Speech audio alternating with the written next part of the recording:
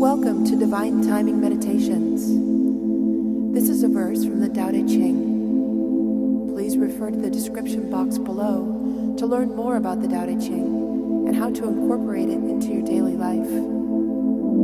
The relaxing music here will continue for a few minutes after the verse is read aloud.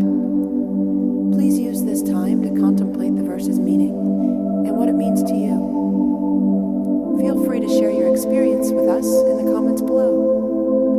And while you're here, please subscribe to our channel to get notified about all of our self-discovery content. Now let's begin.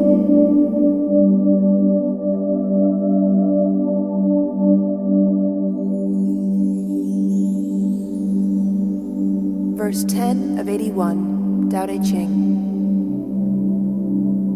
Can you govern your animal soul and hold to the one and never depart from it? Can you throttle your breath down to the softness of a breath in a child? Can you purify your mystic vision and wash it until it's spotless? Can you love all your people, rule over the land without being known? Can you be like a female and passively open and shut heaven's gates?